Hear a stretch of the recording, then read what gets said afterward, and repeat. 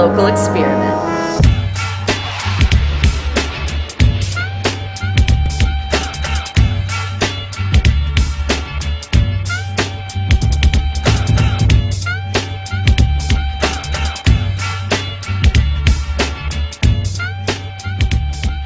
This is Chelsea Jean, and I am here with Chuck Hues that I had the liberty of meeting at the Art Explosion exhibit, and we are now in his space for a more in-depth interview, which I'm excited about, because you really made me think and captured me with when I asked you about when did you start to become an artist, and you were so specific, and you were 3 years old when you decided to become an artist, which I find fabulous. And I really want to know, like, kind of the timeline of Chuck Hues and the evolving Chuck.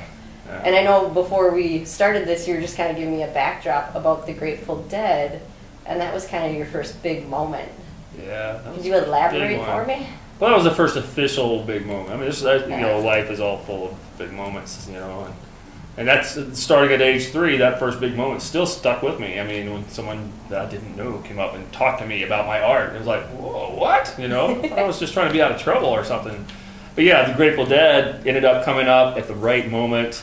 Well, they were there for a long time, and I just sort of caught it the last 8 years or 10 years or whatever, and started falling in love with it enough to where I wanted to go to the shows, and I couldn't afford to go there. And so I would take my art and find a way to make it into a T-shirt and go sell the T-shirts to go to the Grateful Dead shows. And I mean, I was like, this is one of them. Can I show this off? Right? Yeah, that was the official last one, actually. The official last one. As of '94, and but that was the big one. That was the fall tour '94 shirt that got it's still on sale now. I mean, they liked it enough to where they said, let's just keep it. The band approves. We'll just keep playing with this one. So. I've been happy to have had a little feather in my cap all that time. Absolutely. But it's sort of a process to get up to that spot, and then, from there it's been hard to get higher than that spot. So I've been trying, throwing it higher every time and see what we'll catch. We've had a few good ones. I mean, there's always something interesting happening. So. This was just the apex at the moment, or the first apex. There's a bunch of little apexes too. I did one for the Insane Clown Posse, which I don't really listen to their music like I should to be a fan. Usually I do art for bands that I love, but over the years I've been doing art for every band. If there's a band playing, I'm painting with them, and then halfway through the set I decide whether I like them or not. Where it's like, okay, this is good, I like it, let's keep going. The Insane Clown Posse popped up as a possible, would you like to do a T-shirt for these guys type thing, and I was like, yeah, okay, let's do that. And then I was informed later that is awesome, you have done something awesome, and I was like, oh, cool, I'm glad. And I thought, boy, I need to be a bigger fan to accept something like that. But lots of little small apexes, sort of trying to figure out how to keep this high groove.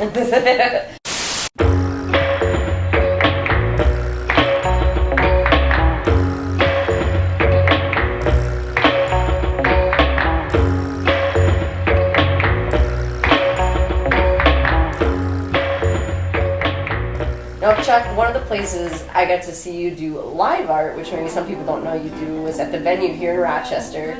And what was one of your first ones? How'd that start? Back at the early 2000s, I guess it was a band called Wookiefoot that was playing at Harmony Park. Pretty sure we all know who that is. Oh, yeah. Those guys were, and they were kind enough to let me use some space behind the stage to paint on some backdrops.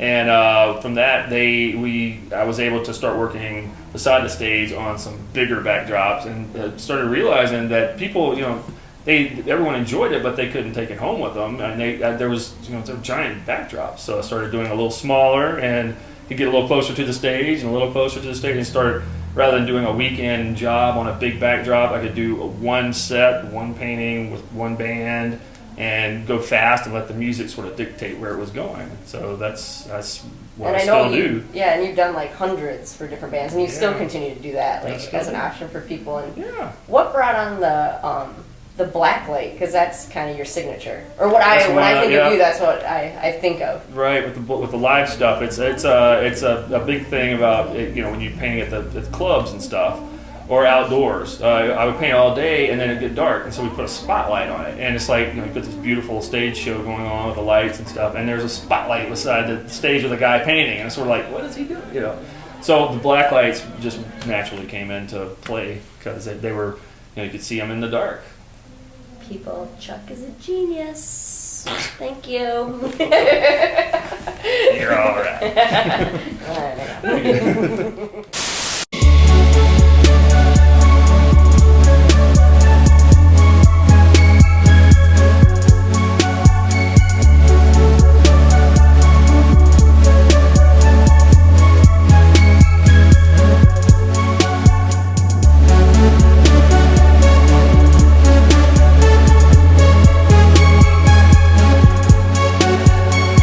Now I noticed when we were looking at all your other, you have this, and I didn't realize that you even did anything like this. Yeah, this is oddly, this is the closest thing I've got to that the live painting. The painting is a different animal because it's done like fast, just belting it out. This is a lot longer process, but it was done just art for art's sake. Like I do murals, illustration stuff. It's all by the book, or they all have a certain size and image that they want. And everything is all dictated.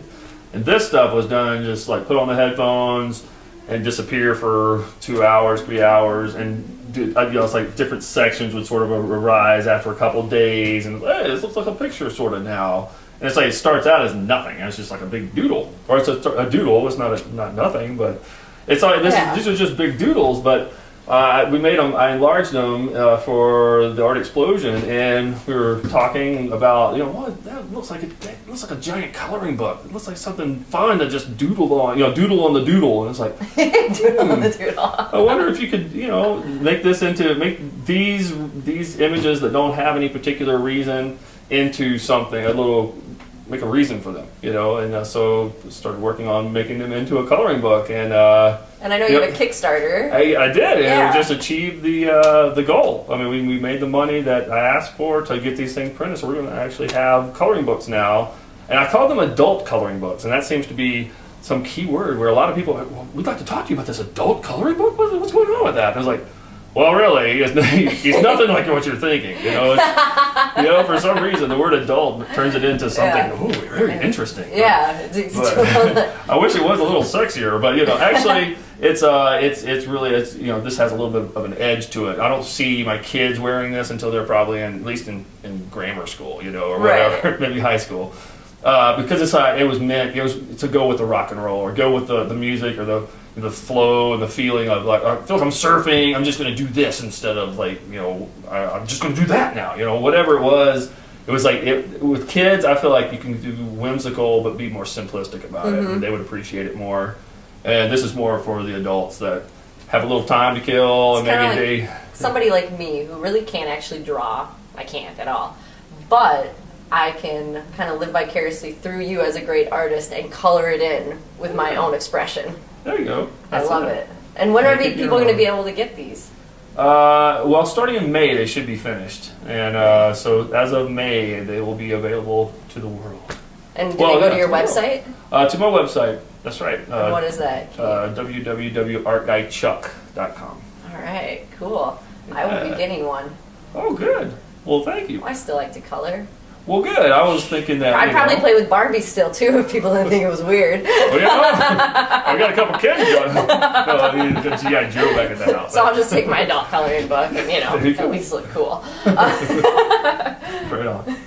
Yeah, well, I'm glad you would find an interest in coloring these babies, because that's they've been sitting there for a long time waiting for a reason, and I never thought I would do anything with them for the longest time. I thought, well, I've got a stack of stuff that's just doodles. Now, what am I going to do with that? And so here we are. There's always a reason for every piece of art. So I was just on this most amazing journey with Chuck Hues to just get the tip of the iceberg of what he does, from t-shirts to acrylic painting into blacklight over to his illustration, which is now a coloring book for adults. This guy does so much. You've got to go check him out.